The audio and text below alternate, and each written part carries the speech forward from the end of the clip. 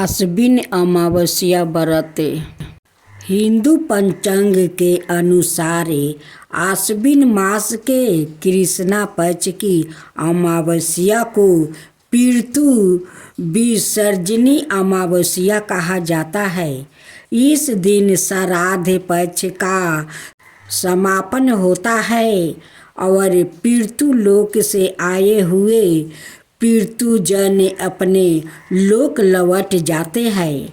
इस दिन ब्राह्मण भोजन और दान आदि से पितृजन दीर्पित होते हैं और जाते समय अपने पुत्र पौत्र और परिवार को आशीर्वाद देकर जाते हैं।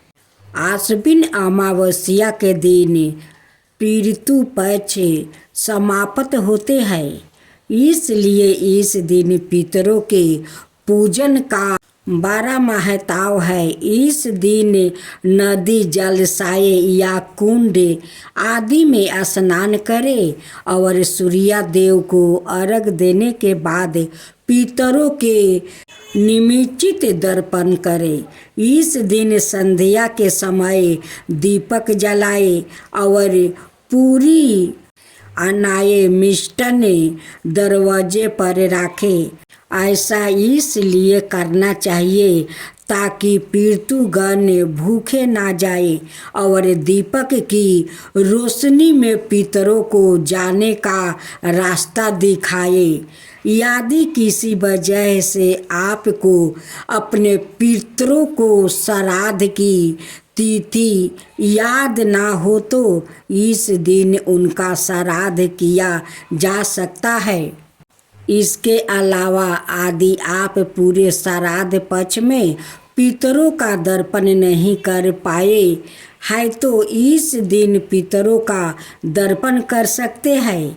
इस दिन भूले भटके पितरों का नाम से किसी जरूरतमंद व्यक्ति या ब्राह्मणों को भोजन कराना चाहिए। ज्ञात और अज्ञात पितरों के पूजन के लिए आश्विन अमावस्या का बड़ा महत्व है, इसलिए इसे सवेरे पितृजनी अमावस्या और महिला विसर्जन भी कहा जाता है।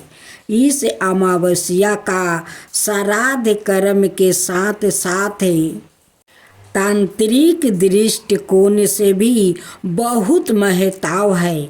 आश्विन अमावस्या की समाप्ति पर अगले दिन से सर्दिया नवरात्रि आरंभ हो जाते हैं।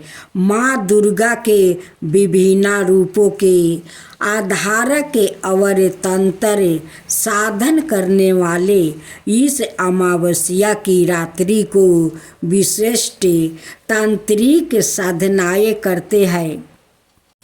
इस कथा के अनुसार महाभारत के दौरान कर्ण की मृत्यु हो जाने के बाद जब उनकी आत्मा स्वर्ग में पहुंची तो उन्हें बहुत सारा सोना और गहने दिया गया। कर्ण की आत्मा को कुछ समझ नहीं आया, वो तो आहार तलाश रहे थे। उन्होंने देवता इंद्र से पूछा कि उन्हें भोजन की जगह सोना क्यों दिया गया है। तब देवता इंद्र ने कर्ण को बताया कि उसने अपने जीवित रहते हुए पूरा जीवन सोना दान किया, लेकिन अपने पूर्वजों को कभी भी खाना दान नहीं किया। तब कर्ण ने इंद्र से कहा, उन्हें यह गाता नहीं था कि उनके पूर्वजों कौन थे और इसी वजह से वो कभी उन्हें कुछ दान नहीं कर सके। इस सब के बाद कर्ण को उनकी गलती सुधारने का मौका दिया गया और 16 दिन के लिए पृथ्वी पर वापस भेजा गया, जहां उन्होंने अपने पूर्वजों को याद करते हुए उनका श्राद्ध कर उन्हें आहार दान किया, तर्पण किया। इन्हीं 16 दिन की अवधि को पितृ पक्ष कहा गया है। अत इस कथा को पढ़ने अथवा सुनने का बहुत महत्व है। पितृ पक्ष की कथा। एक छोटा लड़का जिसका नाम राहुल था, अपने दादा दादी के साथ रहता था। उसके माता पिता बचपन में ही गुजर गया था। राहुल का दादा दादी को उससे बहुत लगाव था। राहुल भी बहुत अपने दादा दादी से बहुत प्रेम करता था। एक बार जब पितृ पक्ष आया तो राहुल ने दादा दादी के साथ मिलकर अपने माता पिता का श्राद्ध किया। श्राद्ध के बाद राहुल ने अपने दादा दादी से पूछा कि पितृ पक्ष क्यों मनाया जाता है।